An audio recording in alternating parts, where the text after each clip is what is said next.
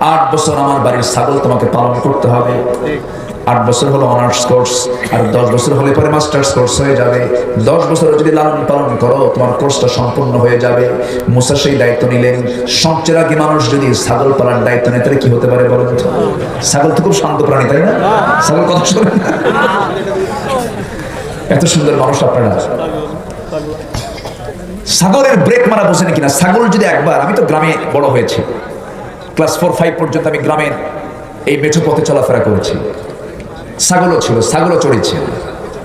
ছাগল যদি একবার ব্রেক মারে, ব্রেক মারা পর্যন্ত 4টা পায়ের সামনের 2টা পা যদি একবার মাটিতে গেড়ে দেয়, দড়ি আপনি টানবেন, দড়ি ছিঁড়ে নিয়ে যাবেন কোনো। এই হলো ছাগল। এই ছাগল পালার দায়িত্ব দেওয়া হলো তাকে একটানা 10 বছর। কোন নবীকে? যে নবীর সামনে কোনো বেয়াদবি উনি সহ্য করতে পারেন না। ইবনে কাসির এসেছে, তাফসীর ইবনে কাসির, সূরাতুল কাসাস, উনি সর্বশেষ দিন, যেদিন তার ছাগলের দায়িত্ব শেষ, ছাগল লালনের দায়িত্ব শেষ, সর্বশেষ দিন যেদিন তিনি আসবেন মাঠ থেকে ছাগলগুলো নিয়ে, ছাগল পালগুলো নিয়ে, শেষ দিন হলো কি, ছাগল পাল থেকে একটা ছাগল বিচ্ছিন্ন হয়ে একদিকে মারছে দৌড়।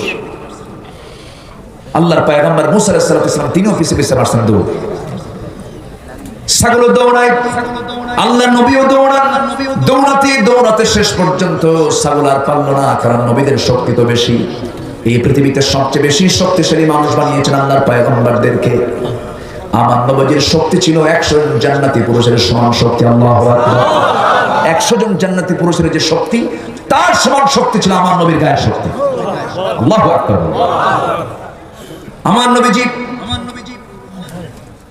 আল্লাহ তাআলা তাকে বহু বরকতে ধন্য করেছেন। একটু পরে আসতেছি, মুসার কথা বলতেছিলাম।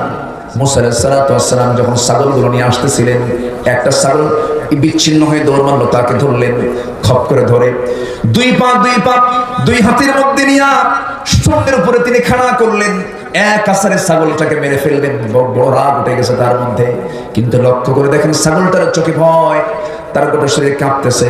মনে মনে চিন্তা করেন, বেচারা ছাগল, তোকে মাইরা লাভ কি? তোর তো কোনো সেন্স নাই, তোর তো কোনো বিবেক টিবেক কিছুই নাই।